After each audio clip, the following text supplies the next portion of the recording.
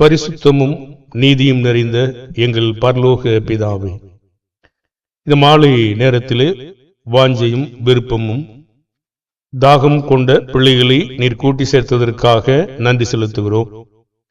அவருடைய இருதயங்களையும் மனதையும் நீர் ரூபிக்கும்படியாகவும் மென்மேலும் வளரவும் நாங்கள் உங்களுடைய பிரமாணங்களை கற்றுக்கொண்டு பயத்தோடு கீழ்ப்படிந்திருக்கவும், பிதாவே, நாங்கள் கீழ்ப்படியும் போது நீர் எங்களை ஆசீர்வதிக்கிறவராய் இருப்பதற்காக நன்றி. பிதாவே, மனிதனுடைய இருதயங்களை திருப்புகிறவரும் உருவாக்குகிறவரும் அதை நடத்துகிறவரும் பிதாவே, நன்மைக்கு எதுவாகவும் மற்றும் மாற்றாகவும் நீர் அநேக காரியங்களை மனிதனுடைய இருதயங்களை திருப்புகிறீர். பிதாவே, அதற்கான சில வேலையாட்களை நீர் ஒப்புவிக்கிறீர். பிதாவே, இவைகளெல்லாம் எங்களுடைய இருதயங்களை புடமிட்டு பார்க்கிறீர். அதற்காக நன்றி செலுத்துகிறோம். பிதாவே, இந்த நாளில் கேட்கிற பிள்ளைகள் உடைய வார்த்தைகளை உணர்ந்து கொள்ளக்கூடிய பலவான்களாய் இருக்கவும், பிதாவே, எங்கள் குழந்தைத்தனத்திலிருந்து மென்மேலும் வளரவும், இவர்கள் தாங்கத்தக்கதாக நாங்கள் போதிக்கவும் பிதாவே எங்களுக்கு உதவி செய்யுங்க. பிதாவே, உடைய வார்த்தைகள் எவ்வளவு ஆழமும் மகத்துவமானது, அவைகள் எங்களுக்கு ஆச்சரியமூட்டக்கூடிய வார்த்தைகளாய் இருப்பதற்காக நன்றி. இந்த சமூகத்தில் அமர்ந்து உம்முடைய பிள்ளைகள் இந்த வார்த்தைகளை கேட்பதற்காக பாக்கியம் பெறுவார்கள். மெய்யாகவே இது போன்ற வகுப்புகளை அவர்கள் தொடர்ந்து கேட்டு வருவதற்காக கர்த்தருடைய அன்பையும் இரக்கத்தையும் இந்த பிள்ளைகளுக்கு தந்து ஆசீர்வதிக்கும்படியாக நாங்கள் வேண்டிக் கொள்கிறோம். பிதாவே, இப்போதும் வர தாமதிக்கிற பிள்ளைகளையும் இது பத்திரமாய் கொண்டு வரும். வந்த பிள்ளைகளை ஆசீர்வதிங்க. தொடர்ந்து நாங்கள் போதித்து இந்த வார்த்தைகளை உணர்ந்து கொண்டவர்களாக வெளியே செல்ல எங்களுக்கு உதவி செய்யும்படியாகவும் பரத்திலிருந்து இருதயத்தை திறக்கும்படியாகவும் வேண்டிக் கொள்கிறோம். இயேசுவின் நாமத்தில் செபிக்கிறோம் நல்ல பிதாவே, ஆமென். உங்கள் அனைவருக்கும் இயேசுவின் நாமத்திலே முதலாவது வாழ்த்துக்கள். நாம் நல்லோரையும் தீயோரையும் நோக்கி பார்க்கிறார்.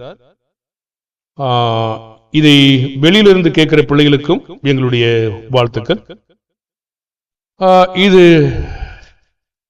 நல்லோருக்கு நல்ல விதமாக நடப்பதையும் பிறகு தீமை செய்கிறவர்களுக்கு அவர் எப்படி இருக்கிறார் என்பதையும் நாம் தொடர்ந்து இஸ்ரவேலுக்கு கொடுக்கப்பட்ட வாக்கு தத்தங்களை குறித்து கடந்த நாட்களிலே நாம் வாசித்தோம். தேவன் இருதயங்களை உருவாக்கி அவர்களை நடத்துகிறார். அப்ப தேவன் அவனுக்கு முன்னாக நன்மையும் அவனுக்காக ஜீவனும் ஆசீர்வாதமும் மரணமும் முன் வைத்திருக்கிறார் என்பதை பற்றி நம்ம கடந்த நாட்களிலே பார்த்தோம். இப்போ இருதயத்தை இன்னும் நம்ம நிறைய காரியங்களை பார்க்க போறோம். இருதயங்களை தேவனுக்கு கீழ்ப்படியாத பொழுது இருதயங்களை குழப்பத்தை உண்டு பண்ணுவது, விரோதமாக எழும்பு பண்ணுவது, இலக்கரிக்கை பண்ணுவது, நம் பட்சமாய் சார்ந்திருக்க பண்ணுவது, திருப்புகிறது, இப்படி அநேக காட்சிகளை குறித்து நம்ம இன்று பார்க்க போறோம். அதுக்கான உதாரணங்களையும் நம்ம பார்ப்போம். நம்ம தேவனுடைய பணிகளை செய்கிற பொழுது நம் பட்சத்தில் இருதயங்களை நமது பட்சத்தில் சார்ந்திருக்க தேவன் தான் செய்யணும். பிரசங்கிலே நம்ம பார்க்கிறோம், ஒருவன் யுத்தி ஞானம் புத்தி நிதானம் செயல்பட்டாலும் தேவ சமயமும் தேவ செயலும் நடக்க வேண்டும் என்பதை நாம ஏற்கனவே பார்த்திருக்கிறோம். ஆகையினாலே நமக்கு உதவிகரமாய் இருக்கத்தக்கதாக தேவன் இன்னொருத்தரை நம் பட்சத்தில் சார்ந்திருக்கவும் செய்கிற அவர்தான் வல்லவர். எஸ்ரா 6வது அதிகாரம் 22வது வசனம்.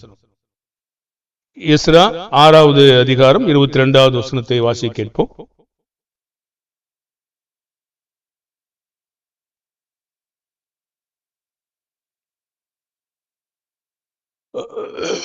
புளிப்பில்லாத அப்ப பண்டிகையை 7 நாளாக சந்தோஷத்துடனே ஆசரித்தார்கள். கர்த்தர் அவர்களை மகிழ்ச்சியாக்கி அவர்கள் கைகளை இஸ்ரவேலின் தேவன் என்னும் தேவனுடைய ஆலயத்தின் வேலையிலே பலப்படுத்தத்தக்கதாய் அசீரியருடைய ராஜாவின் இருதயத்தை அவர்கள் பட்சத்தில் சார்ந்திருக்க பண்ணினார். அப்போ எஸ்ரா காலத்துல, நெகேமியா காலத்துல அலங்கம் கட்டப்பட்டது. எஸ்ரா காலத்துல தேவாலயம். இது என்ன நடக்குது அப்படின்னு பாத்தீங்கன்னா, இந்த இஸ்ரவேல் மக்களுக்கு பணம் பொருள் தேவைகள் இதெல்லாம் தேவைப்படுவதனால அந்த புறஜாதிகளுடைய மனிதனையும் அவர் சார்ந்திருக்க செய்தார். அசிரியருடைய ராஜாவின் இருதயத்தை அவர்கள் பட்சத்தில் சார்ந்திருக்க பண்ணினார். அதனால நமக்கு யார் இருக்காங்க அப்படின்னு சொல்லி நினைக்க தேவையில்லை. தேவன் நாம் செம்மையாய் நடப்போம் என்றால் தேவன் யாரையும் நமது பக்கத்திலே சார்ந்திருக்கும்படி செய்வார். அப்போ சில நேரங்களில் இருதயம் கலங்கி போகும்படி நமக்கு போயிடும். அப்படி நேரங்கள்லாம் யார் செய்யறது அப்படின்னு பாத்தீங்கன்னா, யோபு 23ஆம் அதிகாரம் 16வது வசனம். யோபு 23:16. தேவன் என் இருதயத்தை இலக்க பண்ணினார், சர்வ வல்லவர் என்னை கலங்க பண்ணினார். இலக்கரிக்க பண்றதுன்னா ஒரு மாதிரி ஆகி போச்சு அந்த இருதயம். இப்ப கலங்க பண்றது, இலக்கரிக்க பண்றது, இதெல்லாம் பார்க்கும்போது அவர் என்ன செய்யறாருன்னு கேட்டீங்கன்னா, 23ஆம் அதிகாரம் 15ஆம் வசனத்திலே அவருக்கு முன்பாக கலங்குகிறேன், நான் சிந்திக்கிற போது அவருக்கு பயப்படுகிறேன். ஏன்னா எவ்வளவு பெரிய கடினமான இருதயமா இருந்தாலும் இலக்கரிக்க பண்ணவும் முடியும், கலங்க பண்ணவும் முடியும். ஆனாலும் தேவனுக்கு பிரியமாய் நடக்கிற பொழுது மட்டும்தான் செய்வாரு. இல்லைன்னா அவங்க ஒருவரை ஒருவர் விரோதிக்கவும் செஞ்சிருவார். பாருங்க, தேவனுக்கு ஒரு நிபந்தனை இருக்கிறது. நீ இப்படி செய்தீன்னா நான் இப்படி செய்வேன், இல்லைன்னா நான் என்னுடைய மனதை மாத்துவேன்னு சொல்றாரு. 2 ராஜாக்கள் 3ஆம் அதிகாரம் 20-25 மோவாபியர்களின் பார்வையும் அவர்களை குழப்பத்துக்குள்ளாகி ஒருவரை ஒருவர் ஏன் வெட்டி கொண்டார்கள் என்று பாத்தீங்கன்னா, தேவனுடைய செயல் எப்படி இருக்குன்னு பாருங்க. அந்த இருதயத்தை மறுநாள் காலமே பலி செலுத்தப்படும் நேரத்தில் இதோ தண்ணீர் ஏதோம் தேச வழியாய் வந்ததினால் தேசம் தண்ணீரால் நிரம்பிற்று. தங்களோடு யுத்தம் பண்ண ராஜாக்கள் வருகிறதை மோவாபியர் எல்லாரும் கேட்டபோது அவர்கள் ஆயுதம் தரிக்கத்தக்க வயதுள்ளவர்களையும் அதற்கு மேல்தரமானவர்கள் எல்லாரையும் கூட்டி அழைத்து கொண்டு வந்து எல்லையிலே நின்றார்கள். மோவாபியர் அதிகாலமே எழுந்தபோது சூரியன் தண்ணீர் மேல் பிரகாசித்ததினால் அந்த தண்ணீர் அவர்களுக்கு இரத்தம் போல் சிவப்பாய் காணப்பட்டது. அதனால் அவர்கள், இது இரத்தம். அந்த ராஜாக்கள் தங்களை தாங்களே ஒருவரை ஒருவர் வெட்டி கொண்டு மாண்டு போனார்கள். ஆதலால் மோவாபியரே, கொள்ளைக்கு வாருங்கள் என்று சொன்னார்கள். அவர்கள் இஸ்ரவேலின் பாளையத்திற்கு வந்தபோதோவெனில் இஸ்ரவேலர் எழும்பி மோவாபியரை தங்களுக்கு முன்பாக ஓடிப்போகத்தக்கதாய் முறியடித்து அவர்கள் தேசத்திற்குள் புகுந்து அங்கேயும் மோவாபியரை முறியடித்து பட்டணங்களையும் இடித்து சகல நல்ல நிலத்திலும் கல்லெறிந்து நிரப்பி நீரூற்றுகளை எல்லாம் தூர்த்து நல்ல மரங்களை எல்லாம் வெட்டி போட்டார்கள். கிராரா தேசத்திலே மாத்திரம் அதன் மதில்கள் இன்னும் இடிபடாதிருக்கிற போது கவன்காரர் அதை சுற்றி கொண்டு அதையும் சேதமாக்கினார்கள். சரி, அப்போ தேவன் தம்முடைய பிள்ளைகளுக்காக யுத்தம் செய்யும் போது அவர்களுடைய பார்வை எப்படி ஒரு காட்சி மாறி தெரியுது பாருங்க. அவங்க யுத்தம் பண்ண வருகிறதை மோவாபியர் எல்லாரும் 21ஆம் வசனத்துல பார்த்திருக்காங்க. அவர்கள் ஆயுதம் தரிக்கத்தக்க வயதுள்ளவர்களையும் அதற்கு மேல்தரமானவர்களையும் எல்லாரையும் கூட்டி அழைத்து கொண்டு வந்து எல்லையில இப்ப நிக்கிறாங்க. சரி, அப்ப நிற்கும் பொழுது இப்ப தேவன் மோவாபியருக்கு எதிராக தான் இருக்காரு, ஆனா இஸ்ரவேலர்களுக்கு ஆதரவா இருக்க போறாரு. இப்போ அவங்களுடைய நினைவுகளையும் எப்படி ஆக்கினார் பாத்தீங்கன்னா, அப்போ மோவாபியர் 22ஆம் வசனத்துல அதிகாலமே எழுந்திருக்காங்க. சூரியன் தண்ணீர் மேல பிரகாசித்தனால அந்த தண்ணீர் அவங்க பார்வையில் எப்படி காணப்பட்டதுங்க? ரத்தம் போல சிவப்பாய். இப்ப அதனால இது ரத்தம், தாங்களே ஒருவரை ஒருவர் வெட்டி கொண்டு மாண்டு போனார்கள். அதனால் மோவாபியரே கொள்ளைக்கு வாருங்கள் என்று சொன்னாங்க. இப்போ தேவன் பாருங்க, ஒரு காரியத்தை துவக்கும் போது மனிதங்களை ஓய்ந்திருக்க விடுதில்லை. இவங்களுடைய பார்வையை பார்த்து சீக்கிரமா தூண்டி விட்டு அந்த வேலையை வேகமா நிறைவேற்றணும்னு தான் நினைக்கிறார். ஏன்னா அவங்க தேவனுக்கு விரோதமா இருக்கிறாங்க. தேவனுக்கு விரோதமா இருக்கிறவர்களை அவர்கள் கொள்ளையடிக்கும்படியாகவும் அவர்களுக்கு விரோதமா யுத்தம் பண்ணும்படியாகவும் அவர்கள் என்ன செய்தாங்க? இப்போ இருதயங்களை இப்படி அவர் திருப்பினார். இப்போ இருதயத்தை ஒருவனுக்கு விரோதமா திருப்புகிறது யாரு? யோபு 34:14. தேவன் தம்முடைய பணிகளை செய்ய ஆரம்பிக்கிற பொழுது எப்படி அது நடக்கிறார் பாருங்க. அவர் தம்முடைய இருதயத்தை அவனுக்கு விரோதமாக திருப்பினாராகில் அவனுடைய ஆவியையும் அவனுடைய சுவாசத்தையும் தம்மிடத்தில் இழுத்துக் கொள்வார். அப்போ அவர் தம்முடைய இருதயத்தை அவனுக்கு விரோதமாக திருப்பினாராகில், என்ன நடக்கும்? அவனுடைய ஆவியையும் அவனுடைய சுபாசத்தையும் தம்மிடத்தில் அவர் இழுத்துக் கொள்ள அவரால் முடியும்.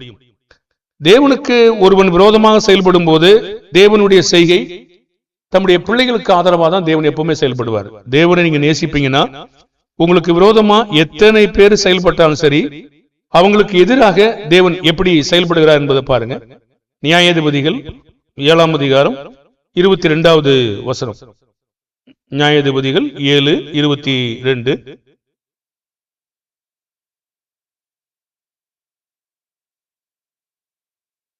முன்னூறு பேரும் எக்காலங்களை ஊதுகையில் கர்த்தர் பாளையம் எங்கும் ஒருவர் பட்டயத்தை ஒருவருக்கு விரோதமாய் ஓங்க பண்ணினார். சேனையானது சேரோத்திலுள்ள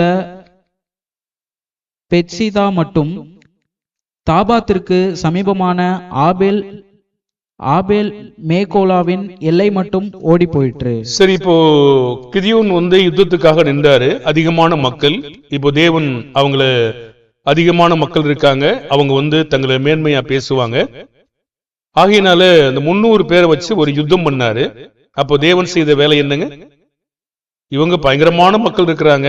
அப்போ தேவன் தம்முடைய பிள்ளைகளுக்காக என்ன செய்யறாரு பாருங்க.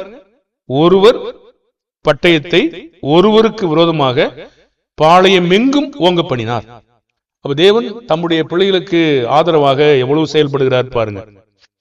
அப்ப தேவன் தம்முடைய பிள்ளைகளை தங்களை தேவனாக கொண்டிருக்கிற ஜனங்களுக்காக, இது மாதிரி தேவனை சேவிக்காத தேவனுடைய பிள்ளைகளோடு யுத்தம் பண்ணுகிற அந்த மக்களுக்கு விரோதமாக ஒருவர் யுத்தம் பண்ண வந்திருக்காங்க. அவங்க எல்லாம் இப்ப யுத்தம் பண்ண வரும்போது சேர்ந்து வேலை செய்யணும்னு வந்திருக்கிறாங்க. அவங்களுக்குள்ளேயே அவங்க வெட்டிக்கிறபடி தேவன் ஒரு வேலையை செஞ்சிட்டார். 1 சாமுவேல் 14ஆம் அதிகாரம் 20வது வசனத்தை பாருங்க. தேவனுக்கு சவுல் ராஜா தேவனுக்கு எதிராக விரோதமா முரட்டாட்டம் செய்த போது அவனுக்கு எதிராக தேவனுடைய செயல் ஆதரவா இருக்கிறது இல்ல. என்ன நடக்குதுங்க? சவுலும் அவனோடு இருந்த ஜனங்களும் கூட்டம் கூடி போர் களத்திற்கு போனார்கள். ஒருவர் பட்டயம் ஒருவருக்கு விரோதமாய் இருந்தபடியால் மகா அமளி உண்டாயிற்று. அப்போ சவுல் ராஜா தேவனுக்கு எதிராக கீழ்ப்படிய மறுத்தாரு, முரட்டாட்டம் பண்ணாரு. இப்போ அவரால் வெற்றி பெற முடியுமா? அவங்களுக்குள்ளேயே அவங்க சண்டை போடும்படி தேவன் செஞ்சிருவார். நம்ம செய்ய வேண்டிய வேலையெல்லாம் தேவனுக்கு பிரியமான பிள்ளைகளா நம்ம நடக்கணும். தேவனுக்கு எதிராக அவருடைய பிள்ளைகளுக்கு எதிராக ஏசாவின் சந்ததி வழிமறிச்சாங்க. தவணமா இருக்கும்போது அவரை ரொம்ப கொடுமைப்படுத்தினாங்க. அப்ப தேவன் அவங்களுக்காக என்ன செஞ்சாரு பாருங்க. 2 நாளாகமும் 20ஆம் அதிகாரம் 22, 23. 2 நாளாகமும் 20வது அதிகாரம் 22 23. அவர்கள் பாடி துதி செய்ய தொடங்கின போது யூதாவுக்கு விரோதமாய் வந்து பதிவிருந்த அம்மோன் புத்திரரையும் மோவாபியரையும் சேயீர் மலை தேசத்தாரையும் ஒருவருக்கு விரோதமாய் ஒருவரை கர்த்தர் எழும்ப பண்ணினதினால் அவர்கள் வெட்டுண்டு விழுந்தார்கள். எப்படியெனில் அம்மோன் புத்திரரும் மோவாபியரும் சேயீர் மலை தேச குடிகளை சங்கரிக்கவும் அழிக்கவும் அவர்களுக்கு விரோதமாய் எழும்பினார்கள். சேயீர் குடிகளை அழித்து தீர்ந்தபோது தாங்களும் தாங்களில் ஒருவரையொருவர் அழிக்கத்தக்க விதமாய் கை கலந்தார்கள்.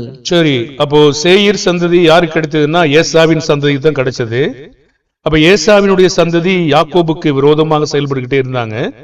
இப்போ தேவனுடைய வேலை என்ன பாத்தீங்கன்னா, தேவனை சேவிக்கிற யாக்கோபுக்கு ஆதரவாகவும் தேவனை வெறுக்கிற ஏசாவுக்கு விரோதமாகவும் அவர் செயல்பட்டாரு. அப்ப என்ன செய்தாங்கன்னா, ஒருவரை விரோதமாய் ஒருவரை கர்த்தர் எழுப்ப பண்ணினதினால் வெட்டுண்டு அவங்களுக்குள்ளே செத்து போயிட்டாங்க.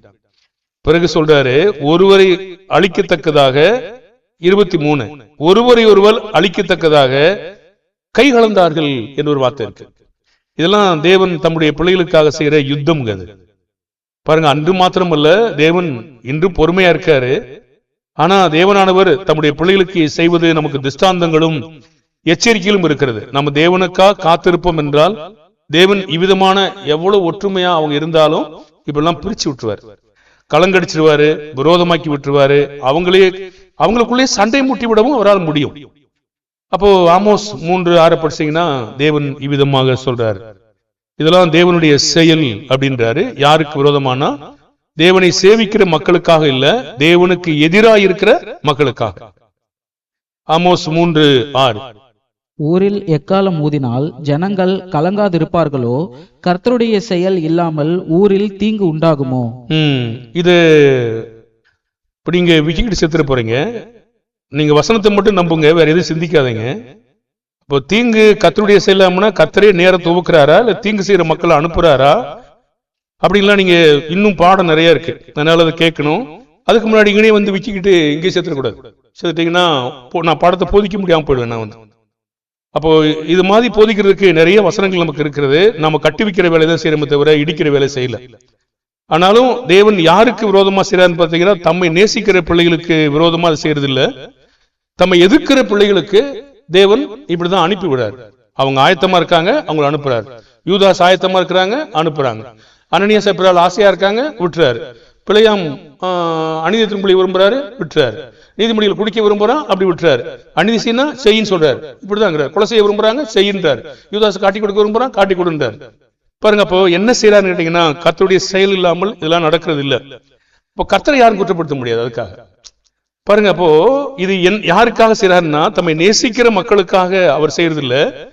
அப்போ கர்த்தரை எதிர்க்கிற, கர்த்தருக்கு விரோதமா இருக்கிற கர்த்தருடைய பிள்ளைகளுக்கு எதிராக இது செய்யறார். படிக்க வேண்டாம் இப்பொழுது. யோபு 2:10 அத சொல்றாரு. அதற்கு பைத்தியக்காரி பேசுகிறது போல பேசுகிறாய், தேவன் கையில் நன்மையை பெற்ற நாம் தீமையும் பெற வேண்டாமான்னு கேட்கிறார்.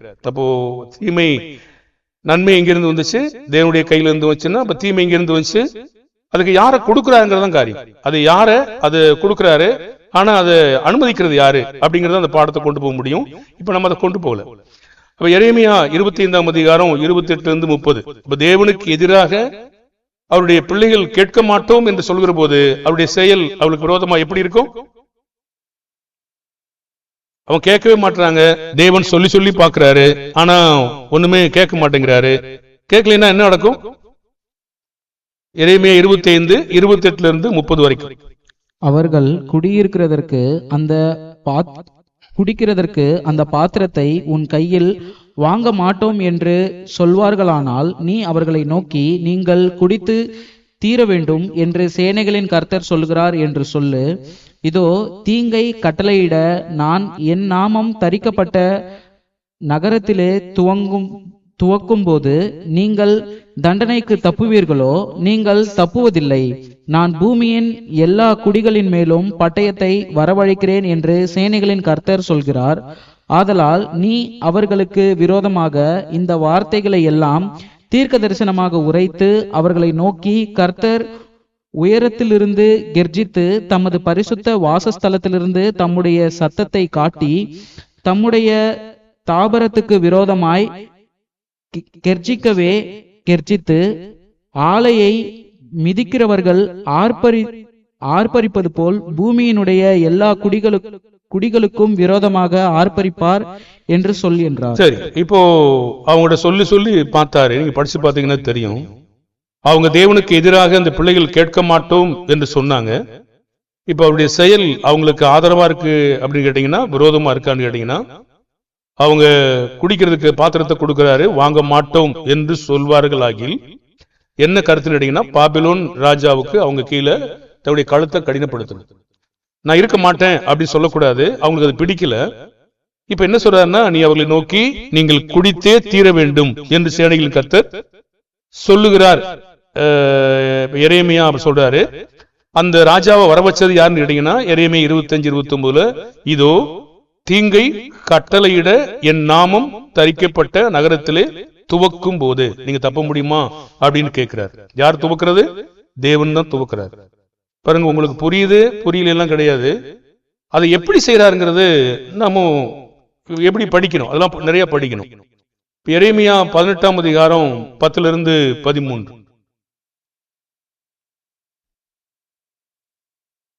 அவர்கள் என் சத்தத்தை கேளாமல் என் பார்வைக்கு பொல்லாப்பானதை செய்வார்களானால் நானும் அவர்களுக்கு அருள் செய்வேன் என்று சொன்ன நன்மையை செய்யாதபடிக்கு மனம் மாறுவேன். இப்பொழுதும் நீ யூதாவின் மனுஷரையும் எருசலேமின் குடிகளையும் நோக்கி, இதோ நான் உங்களுக்கு விரோதமாக உருப்படுத்தி உங்களுக்கு விரோதமாக ஒரு காரியத்தை யோசிக்கிறேன். ஆகையால் உங்களில் ஒவ்வொருவரும் தன் தன் பொல்லாத வழியை விட்டு திரும்பி உங்கள் வழிகளையும் உங்கள் கிரியைகளையும் சீர்படுத்துங்கள் என்று கர்த்தர் உரைக்கிறார் என்று சொல். இங்கு 10ஆம் வசனத்துல அவங்க என் சத்தத்தை கேளாமல் என் பார்வைக்கு பொல்லாப்பானதை செய்வார்களானால் நானும் அருள் செய்வேன் என்று சொன்ன நன்மையை செய்யாதபடி மனம் மாறுவேன். நான் நினைச்சேன் மாறமாட்டார்னு நினைச்சேன். நான் மாறாதவர் அப்படிங்கிற வார்த்தையை நான் பார்த்தேன். ஆனா என்ன சொல்லுது? நான் மனம் மாறுவேன். நிபந்தனை. இதை செஞ்சா நீங்க வேதத்தை படித்தா என் வேதத்தை மறந்தாய் நானும் உங்களை மறப்பேன்.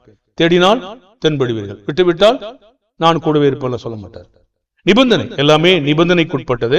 அப்ப அவங்க எதிராக இந்த வேலையை அவர் என்ன செய்தார் பாத்தீங்கன்னா, எரேமியா 18:11 இப்பொழுதும் நீ யூதாவின் மனுஷரையும் எருசலேமின் குடிகளையும் நோக்கி, இதோ நான் உங்களுக்கு விரோதமாக ஒரு தீங்கை உருப்படுத்தி உங்களுக்கு விரோதமாக ஒரு காரியத்தை யோசிக்கிறேன் அப்படின்னு சொல்றார். ஏதோ மனுஷங்க யோசிச்சதாக சொல்லல, இவர் தான் சொல்றார். ஆகையால் உங்களில் ஒவ்வொருவரும் தன் பொல்லாத வழியை விட்டு திரும்பி உங்கள் வழிகளையும் உங்கள் கிரியைகளையும் சீர்படுத்துங்கள் என்று உரைக்கிறார் என்று சொல் என்று சொல்றார். அவங்க என்ன சொல்றாங்க? 12ஆம் வசனத்துல, அது கூடாத காரியம். நாங்கள் எங்கள் யோசனையின்படியே நடந்து அவரவர் தம் பொல்லாத இதயத்தினுடைய கடினத்தின்படியே செய்வோம் என்றார்கள். ஆகையால் கர்த்தர் சொல்லுகிறார், இப்படிப்பட்டவைகளை கேள்விப்பட்டவன் யார் என்று புறஜாதிகளுக்குள்ளே விசாரித்து பாருங்கள். மிகவும் திடுக்கிடத்தக்க காரியத்தை இஸ்ரவேல் என்னும் கன்னிகை செய்தாள் என்று சொல்றார். அப்ப தேவன் இந்த மக்களுக்கு சொல்லி சொல்லி பாக்குறாரு, கேட்கல, அப்படியே விடல. அவங்க உபாகமம் 28ஆம் அதிகாரம் படிச்சு பாத்தீங்கன்னா பயங்கரமான காரியங்கள். பிள்ளைகளையே சாப்பிடும்படி செஞ்சார். தாவீது சொல்லி பார்த்தாரு, கேட்கல. அவர் மனைவி எடுத்து நான் பிள்ளை கொடுத்தார். யார் கொடுத்தது? தேவன் தான். அப்படிலாம் ஒரு தேவன் இருப்பாரா? அதனாலதான் சொன்ன விக்கிட்டு செத்துறக்கூடாது. நீங்க பாருங்க, தேவனுடைய செயல் யாருக்கு ஆதரவாகவும் யாருக்கு விரோதமாகவும் இருக்கிறத நீங்க கவனமா கவனிச்சுட்டே வரணும். நீங்க தேவனுக்கு ஆதரவா இருப்பீங்கன்னா பயப்பட தேவையில்லை. ஆனா தேவனுக்கு விரோதமா நம்ம செயல்பட்டோம் என்றால் இதெல்லாம் நம்ம எல்லாருமே பயப்படணும். ஏன்னா தேவனானவர் எல்லா வேலைகளையும் செய்ய முடியும். இருதயங்களை இப்படி செய்யவும் முடியும், சரிப்படுத்தவும் முடியும்.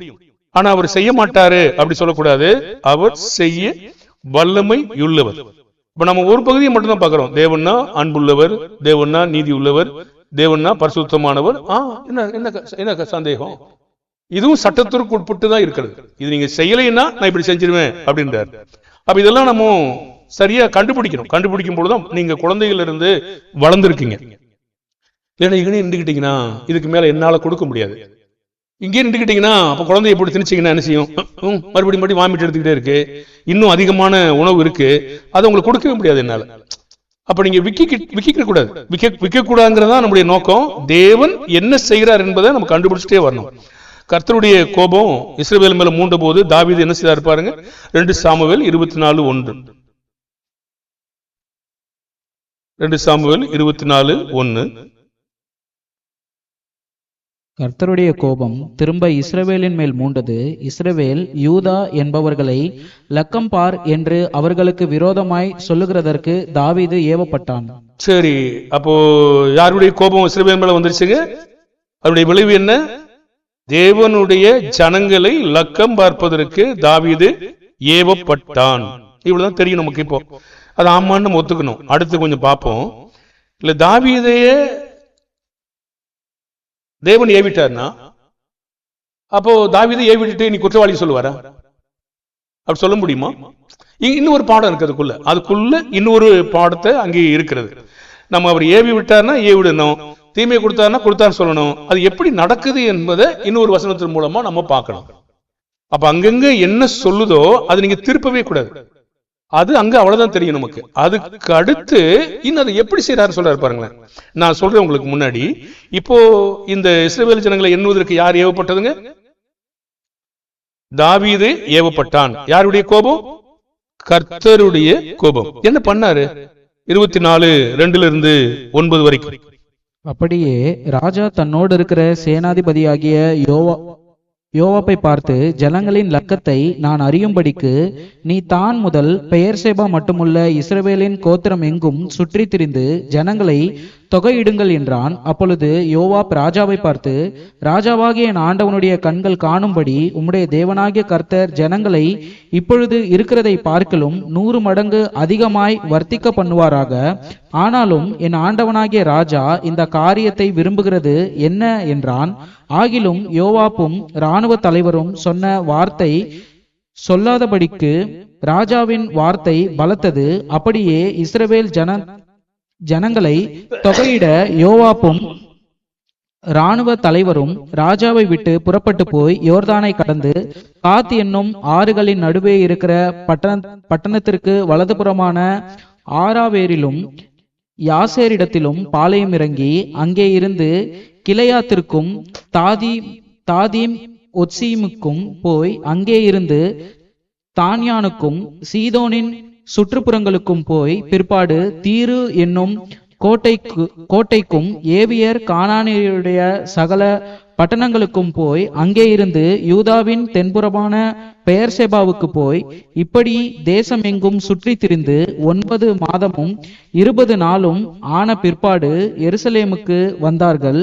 யோவாப் ஜனத்தை லக்கம் பார்த்த தொகையை ராஜாவுக்கு கொடுத்தான். இஸ்ரவேலிலே பட்டயம் உருவத்தக்க யுத்த சேவகர் 8 லட்சம் பேர் இருந்தார்கள். யூதா மனுஷர் 5 லட்சம் பேர் இருந்தார்கள். சரி, இப்போ ஒரு எண்ணிட்டாரு. இப்போ என்னும்படி யாருடைய கோபம் துவங்குச்சுன்னா தேவனுடைய கர்த்தருடைய கோபம் தான் மூண்டது. அப்போ யோவாப் சொல்றாரு இது வேண்டாம் அப்படின்னு சொல்றாரு. ஆனாலும் தாவீது இதை கேட்கல. இப்ப எண்ணி முடிச்சிட்டார். எண்ணி முடிச்ச உடனே இப்போ தேவன் தான் என் மேல கோபப்பட்டாரு, அதனால நான் போயிட்டேன் அப்படின்னு அவர் சொல்லல. 2 சாமுவேல் 24:10 பாசி. இவ்விதமாய் ஜனங்களை எண்ணின பின்பு ராஜாவின் இருதயம் அவனை வாதித்தது. அப்பொழுது தாவீது கர்த்தரை நோக்கி, நான் இப்படி செய்ததினாலே பெரிய பாவம் செய்தேன். இப்பொழுது ஆண்டவரே, உமது அடியானின் அக்கிரமத்தை நீக்கிவிடும், நான் மகா புத்தீனமாய் செய்தேன் என்றான். அப்போ தேவனை நம்ம குறை சொல்ல முடியுமாங்க? தேவன் தான் புத்தீனமா செஞ்சிட்டாரு. தேவனுடைய கோபம் தான் மூண்டது. ஆனா தேவன் செஞ்சிட்டாருன்னு தாவீது சொல்லவே இல்லை. பார்த்து, ஓ தேவனே, நீ தான் என்னை ஏவிட்டுட்ட, அதனால நான் இப்படி ஆயிட்டேன் அப்படின்னு அவர் சொல்லாம அவர் சொல்றாரு, ராஜாவின் இருதயம் எண்ணின பிற்பாடு அவனை வாதித்தது. கர்த்தர் நோக்கி இப்படி செய்ததினால் பெரிய பாவம் செய்தேன். இப்போதும் ஆண்டவரே, உமது அடியாளின் அக்கிரமத்தை நீக்கிவிடும், நான் மகா புத்தீனமா செய்தேன்னு சொன்னார். 3 காரியங்களை அவருக்கு முன்னாடி வச்சாரு. உனக்கு பஞ்சம் வேணுமா, சத்துருக்கள் வேணுமா, இல்ல உங்ககிட்ட கொள்ளை நோய் வேணுமான்னு கேட்டார். அப்ப அவர் சொன்னாரு, கர்த்தருடைய கையில் விழுவேனாக. பாருங்க, கர்த்தருடைய கோபம் மூண்டுச்சு. ஆனாலும் தேவனுடைய மனுஷங்க யார் கையில் விழுகிறாங்க? கர்த்தருடைய கையில் விழுவேனாக. அதுதான் நம்முடைய பாகமா எப்பவுமே இருக்கணும். கர்த்தருடைய கையில மட்டும்தான் விழுகணும். ஏன்னா அவருடைய கீழே நீங்க படிச்சு பார்ப்பீங்கன்னா சொல்லும், அவருடைய இரக்கங்கள் பெரியது. அவருடைய கையில விழுந்துட்டோம்னா அவர் நம்மளை காப்பாத்திக்கிறார். அப்போ அவருடைய இரக்கம் பெரியது. இது வரைக்கும் இப்படிதான் தெரியும். கர்த்தருடைய கோபம் உண்டுச்சு, தாவீது ஏவப்பட்டாரு, தாவீது பாவம் செஞ்சாரு. இது இடையில என்ன நடந்துச்சு? 1 நாளாகமும் 21:1 படி. 1 நாளாகமும் 21:1.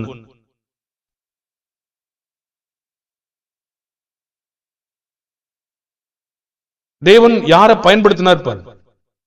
சாத்தான் இஸ்ரவேலுக்கு விரோதமாய் எழும்பி இஸ்ரவேலை தொகையிடுகிறதற்கு தாவீதை ஏவி விட்டது. இப்போ உங்களுக்கு தெளிவாயிடுச்சு. தேவன் இப்படிதான் தம்முடைய பணிகள் எல்லாம் செய்யறாரு. ஆனா அந்த வேலையை யார் முன்னாடி நிக்கிறது? இப்ப துவக்கணும், அது தேவனுடைய திட்டம். ஆனா அதுக்கு யாரை பயன்படுத்தாருங்க? சாத்தானை பயன்படுத்துறாரு. அப்ப இப்படிதான் அநேக வேலைகளை நீங்க வேதாகமத்துல பார்க்க முடியும். சரி, இப்போ நம்ம இருதயத்தை நேராக்க யாரால் கூடும்? உத்தம இருதயத்தை கொடுக்கிறவர் யாரு? 1 நாளாகமும் 29, 18, 19. 1 நாளாகமும் 28, 18, 19. ஏன் இவங்க கோணலாவே இருக்காங்க, நமக்கு எதிராகவே செயல்படுறாங்க, ஏன் இப்படி இருக்கு அப்படின்னு நம்ம கேட்டுட்டு இருக்காம ஜெபிக்கணும். எப்படி ஜெபிக்கணும்னா, இருதயத்தை நேர கொண்டு வாங்க அப்படின்னு நம்ம கேட்கணும். நம்ம கேட்கறது இல்ல, நம்மளா போராடிட்டே இருக்கணும். நம்ம செய்ய வேண்டிய வேலை எல்லாமே சொல்லிடணும், அவ்வளவுதான். படிங்க 18, 19. 1 நாளாகமும் 29ஆம் அதிகாரம் 18-19.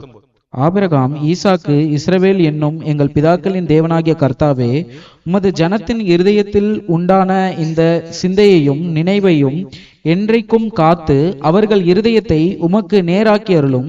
என் குமாரனாகிய சாலமோன் உம்முடைய கற்பனைகளையும் உம்முடைய சாட்சிகளையும் உம்முடைய கட்டளைகளையும் கை கொள்ளும்படிக்கும் இவைகள் எல்லாவற்றையும் செய்து நான் ஆயத்தம் பண்ணின இந்த அரண்மனையை கட்டும்படிக்கும் அவனுக்கு உத்தம இருதயத்தை தந்தருளும் என்றான். நமக்கு விரோதமா இருக்கிற மக்கள்கிட்ட நம்ம இப்படிதான் கேட்கணும். நாமளே போராடிட்டு இருக்க கூடாது.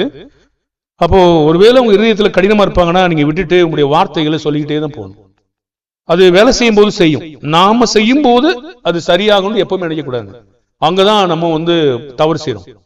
இப்போ ஒருத்தர் நீங்க திருத்த ஆரம்பிக்கிறீங்க, இல்ல உங்களுக்கு எதோ புரியல, நான் சொல்லி கொடுத்துட்டு இருக்கேன், இப்பவே புரிஞ்சுக்க அப்படின்னு சொல்ல முடியாதுங்க. என்னுடைய வேலையெல்லாம் என்னன்னு கேட்டீங்கன்னா, நான் வசனத்தை உங்களுக்கு காட்டிடணும், அங்க இருந்து உணர்ந்து கொள்ளுதல அவர் தான் தருவார், நான் கொடுக்க முடியாது.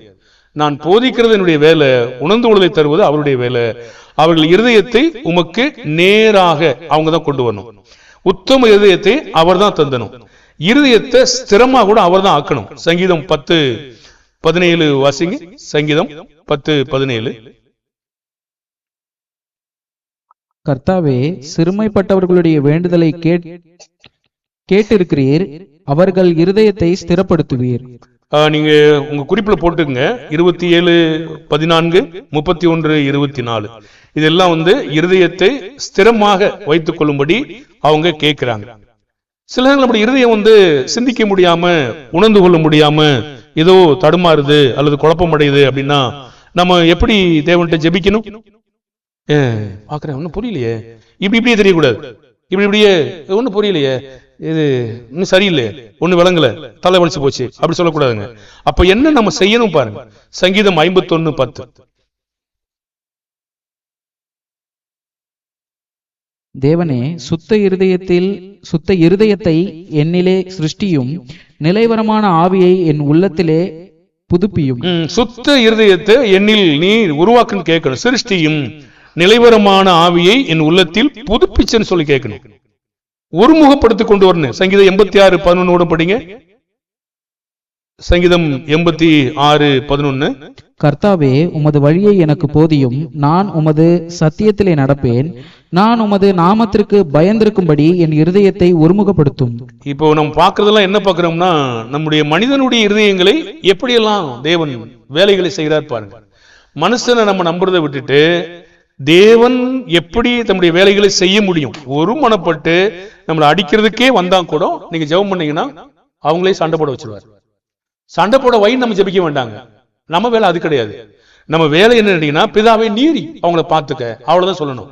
அவரு அவங்களுக்கு வேறு விதமான நோக்கத்தை தர வைப்பாரு, இல்ல குருட்டாட்டம் பிடிக்க வைப்பாரு, இல்ல லோத்திற்கு மாதிரி, அல்லது வேற யோசனை கொடுப்பாரு, அல்லது வேற அவங்களுக்கு என்னவோ மாதிரி தெரியும், நம்ம பார்த்த உடனே பெரிய பயம் எடுத்துக்கிறோம். இதெல்லாம் அவங்களுக்கு ஏற்படும் நிச்சயமா வரும். ஒரு மனுஷன் என்கிட்ட வந்தா உங்களை பார்த்த உடனே பயமா இருக்கணும், தோற்றமா இல்ல வேற என்ன, எனக்கு புரியலைன்னு சொன்ன. அவனுக்கு புரியாதபடி ஏதோ ஒரு பயத்தை ஏற்படுத்திருக்காரு, நல்லதுதானே. அவனுக்கு தோற்றத்தை பார்த்து பயப்படலன்னு தெரிஞ்சு போச்சு. ஆனா அவனுக்கு ஏதோ ஒரு இனம் புரியாத பயம் இருக்கு. எப்படி வந்துச்சு பாருங்க. அப்ப தேவனுடைய மனுஷங்களுக்கு தேவன் ஒரு இனம் புரியாத பயத்தை கூட ஏற்படுத்த முடியும். அப்ப நம்ம இதுக்கும் பயப்பட தேவையே இல்லை. தேவன் எல்லாவற்றையும் பார்த்துக் கொள்வார், நாம உண்மையா இருந்தா. சங்கீதம் 104:15. சங்கீதம் 104:15. இன்னும் ஒரு 4-5 வருஷத்துல முடிச்சிருவோம். மனுஷனுடைய இருதயத்தை மகிழ்ச்சியாக்கும், திராட்சரசத்தையும் அவனுக்கு முகக்கலையையும் உண்டு பண்ணும், எண்ணெயையும் மனுஷருடைய இருதயத்தை ஆதரிக்கும் ஆகாரத்தையும் விளைவிக்கிறார். சரி, மனிதனுடைய இருதயத்தை மகிழ்ச்சியாக அவர் ஆகாரத்தை கொடுத்து வச்சுக்கிறார். சங்கீதம் 105:25 கூட அவங்க ஊழியக்காரரை வஞ்சனையா நடத்தவும், ஒருவேளை நான் செய்யற வேலை நல்லாதான் செஞ்சுக்கிட்டு இருக்கேன், ஆனா தேவன் என்னைய வேற எங்க தூக்க நினைக்கிறாரு. என்ன பண்ணுவார் தேவன்? தம்முடைய ஜனங்களை பகைக்கவும், தம்முடைய ஊழியக்காரரை வஞ்சனையாய் நடத்தவும் அவர்களுடைய இருதயத்தை மாற்றினார். ஒண்ணும் பண்ண முடியாது. அப்போஸ்தலனாகிய பவுல் சத்தியத்தான் போதிச்சாரு, ஆனா மன்னிக்கணும், அவங்க ஆரம்ப நாட்கள்ல அப்போஸ்தலர் நடபடிகள்ல சத்தியத்தான் போதிச்சாங்க, ஆனா சவுல உள்ள குழப்பம் பண்ண விட்டார்.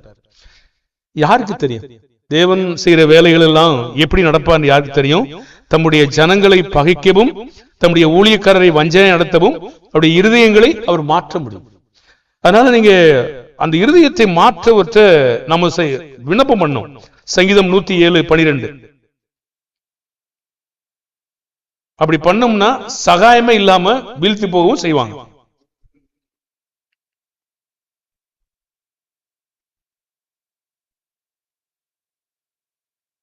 சரி, அப்போ உங்களுடைய இருதயத்தை வருத்தத்தினால் தாழ்த்தினார். அவங்களுக்கு சகாயமே யாரையும் அனுப்பல. அவங்களை விழுத்தாட்டணுங்கிற தேவனுடைய திட்டம், அவ்வளவுதான். இப்போ ஒருத்தர் விழுத்தாட்டணும் அப்படின்னா தேவன் வேற ஒரு வேலை செய்ய பாருங்க. நியாயாதிபதிகள் 4:7 நியாயாதிபதிகள் 4:7 நான் யாபீனின் சேனாதிபதியாகிய சிரேராவையும் அவன் ரதங்களையும் அவன் சேனையையும் கீசோன் பள்ளத்தாக்கிலே உன்னிடத்திற்கு வர இழுத்து அவனை உன் கையில் ஒப்பு கொடுப்பேன் என்றும் இஸ்ரவேலின் தேவனாகிய கர்த்தர் உனக்கு கட்டளையிடவில்லையா என்றால். பாருங்க, குறிப்பிட்ட இடத்திற்கு அவனை எப்படி இழுத்துட்டு வர்றாரு பாருங்க, தேவனுடைய செயல். அப்ப தேவன் இருதயத்தை விசாலமாக்குறாரு, அறியும்படி இருதயத்தை கொடுக்கிறாரு, ஒரே இருதயத்தை கொடுக்கிறாரு, ஏக இருதயத்தை கொடுக்கிறாரு. அப்போ இருதயத்தை நிரப்புறாரு, துயரப்படுத்துறாரு, விரோதமா எலும்பு பண்றாரு, நிறைய வேலைகளை செய்யறாரு. அப்ப நம்ம கஷ்டமானால் அடுத்த வாரத்துல என்ன நம்ம பார்க்கிறோம்னா, நீதிமொழிகள் 15:3 படிங்க, அந்த பாடத்தை நம்ம படிக்க பார்ப்போம். கர்த்தரின் கண்கள் எவ்விடத்திலும் இருந்து நல்லோரையும் தீயோரையும் நோக்கி பார்க்கிறது. எவ்விடத்திலும் இருந்து, அதாவது எவ்ரி பிளேஸ். அப்படியானா மக்கள் என்ன சொல்றாங்க? தேவன் தூண்ல இருப்பாரு, துரும்புலையும் இருப்பார். தூண்லையும் துரும்புலையும் தேவன் இருக்கிறாரா அப்படின்னு தான் நம்ம கஷ்டமான அடுத்த வாரம் பார்ப்போம். அப்படிதான் மக்கள் பெரும்பாலும் சொல்றாங்க, தூண்ல இருப்பாரு, துரும்புல இருப்பாரு, தூண்லையும் துரும்புலையும் இருக்காரா அப்படின்னு சொல்லி நம்ம தேவனை பார்ப்போம். ஆனா தேவனுடைய செயல் நோக்கிக்கிட்டு இருக்கானா அது ஆமா. தூண்லையும் துரும்புலையும் இருக்காரானா அதுக்கு வேற பதில் இருக்குது. பாருங்க, அப்ப இல்லாம எப்படி நோக்கிக்கிட்டு இருப்பாரு அப்படிங்கிற ஒரு கருத்து கேட்டீங்கன்னா அதையும் நம்ம கொஞ்சம் என்ன செய்வோம் பார்ப்போம். கர்த்தர் தாமே நம்ம ஆசீர்வதிக்கட்டும். உங்களுக்கு உணர்ந்து விடுதலை தந்திருப்பார் என்று நாம் நினைக்கிறோம். அப்போ தேவன் இருதயங்களை இன்னும் உங்களுக்கு கூடுதல் ஒரு பாடம் படிக்கணும். ஆனா அதுக்கு முன்னாடி நீங்க உங்களால் ஏற்றுக்கொள்ள முடியுமா அப்படிங்கிறது எனக்கு இப்போ கொஞ்சம் கேள்வியா இருக்கு. இந்த பிள்ளைக்கு என்ன ஊட்டணும்னு எனக்கு தெரியும், அவங்க அம்மாவுக்கு தெரியும். அப்போ அவங்க அம்மாவுக்கு பிள்ளை சூழ்நிலையை பார்க்கும்போது, கண்மொழியை பார்க்கும்போது, தொண்டைக்குழியை பார்க்கும்போது, மாமிட்டு எடுக்கும்போது அது தெரியும். அவன் நிப்பாட்டிடும், வேண்டாம் இப்ப வேண்டாம் அப்புறம் கொடுப்போம். அது மாதிரிதான் நான் கூட யோசிக்கிறேன். அது மாதிரிதான் இயேசுவும் யோசிச்சார், அது மாதிரிதான் தேவன் யோசிச்சார். பிள்ளைகளை விக்கி சாகும்படி போதிச்சோம்னா இடர பண்ணுவோம் யாரையும். அப்படி நம்ம செய்யக்கூடாது. அது ரொம்ப ஸ்ட்ராங்கான பாடம். அந்த அளவுக்கு நீங்க இன்னும் கொஞ்சம் வளரணும். வளரும் போது கண்டிப்பா புரிஞ்சுக்கிடுவீங்க. சிலர் வளர்ந்துட்டாங்க, சிலர் அந்த உங்க பரீட்சையில பார்த்தேன், அருமையா நீங்க புரிஞ்சு எழுதுனீங்களா புரிஞ்சு எழுதுன்னு தெரியல, ஆனால் சிலர் அருமையாவே எழுதிருக்கீங்க. அது மாதிரி புரிஞ்சிருக்கும் போது நம்ம மேற்கொண்டு போதிக்க முடியும். ஆனா புரியாத போது மேற்கொண்டு துவக்க கூடாது. கொஞ்சம் கொஞ்சமா எல்லாத்தையும் நீங்க வளரும் போது இன்னும் நம்ம நிறைய கருத்துக்களை உங்களுக்கு போதிப்போம். அது வெரி வெரி ஸ்ட்ராங்கான பாடம். அது இருதயங்களை பத்தின ஒரு பாடம். அது உங்களுக்கு இன்னும் ஒரு நாள் வரும்போது உங்களுக்காக போதிப்போம். ஆனா எல்லா சத்தியங்களையும் உங்களுக்காக என்ன செய்வோமோ போதிப்போம். கர்த்தர் நம்மை ஆசீர்வதிக்கட்டும். நம்ம ஜெபிப்போமா? பரலோகத்தில் வாசமாயிருக்கிறதான இரக்கம் நிறைந்த நல்ல பிதாவே, மிக நன்மையான தேவன், நன்மைகளை எங்களுக்கு செய்கிற தேவன், நன்மைகளை செய்கிற பொழுது உம்முடைய வழிகள் வேறு வகையாய் இருக்கிறது பிதாவே. அந்த வழிகளை குறித்து நாங்கள் சந்தேகப்படாமல் உம்முடைய வழிகளை நாங்கள் பார்க்கும்படி எங்களுடைய கண்களை திறந்திரலும், இருதயத்தை தாழ்த்தியறலும் பிதாவே. அவைகளை எப்படி நீர் செயல்படுத்துகிறீர் என்று எங்களுக்கான உணர்ந்து கொள்ளுதலை தாரும் பிதாவே. நீர் பெரியவர். எங்களுடைய இருதயங்களை அருமையாய் உண்டாக்கி அதை பரிசோதித்து பார்த்து அதை புடமிட்டு பார்த்து எங்களுடைய நன்மையை நாடி நீர் எப்படிப்பட்ட வேலையெல்லாம் உம்முடைய பரிசுத்தவான்களுக்கும் எங்களுக்கும் செய்கிறீர் என்பதை பார்க்கிற பொழுது ஆச்சரியப்படுகிறோம் பிதாவே. உம்முடைய பிள்ளைகள், உம்மை நம்பியிருக்கிற பிள்ளைகளுக்கு விரோதமாக இருக்கிற ஒவ்வொரு மக்களையும் நீர் எப்படி அவர்களை விரோதமாக்குகிறீர் என்பதை பார்க்கிற பொழுது இன்னும் நாங்கள் ஆச்சரியப்படுகிறோம் பிதாவே. உம்மால் எல்லாம் கூடும். ஆகவே நாங்கள் செய்ய வேண்டிய எங்கள் நிபந்தனையின் வேலைகள் எல்லாம் சரியாய் செய்து முடிக்க எங்களை பலப்படுத்தி காத்துக்கொள்ளும். இதை வெளியிலிருந்து கேட்கிற பிள்ளைகளையும் வந்த பிள்ளைகளையும் பிதாவுடைய பிள்ளைகளை நாங்கள் கட்டி வைக்கிற நோக்கத்தை மாத்திரம் நாங்கள் சொல்ல எங்களுக்கு உதவி செய்யும் பிதாவே, நீர் அநேக சத்தியங்களை, ஆழமான சத்தியங்களை கொடுத்திருக்கிறீர். அதையெல்லாம் நாங்கள் கவனமாய் செய்ய உதவி செய்யும். ஒவ்வொரு செயலுக்கும் நாங்கள் கணக்கு கேட்க வேண்டியிருப்பதனால், கொடுக்க வேண்டியிருப்பதனால் மிகுந்த கவனத்தோடும் ஜாக்கிரதையோடும் உடைய பிள்ளைகளுக்கு ஞானமாய் சொல்லவும் தாழ்த்தி கொள்ளவும் எங்களுக்கு உதவி செய்யும்படியாய் வேண்டிக் கொள்கிறோம். உடைய பிள்ளைகள் வளர்ந்து வரும்போது இன்னும் மேற்கொண்டு அநேக சத்தியங்களை பிள்ளைகளுக்காக போதிக்க நீர் எங்களுக்கு உதவி செய்யும்.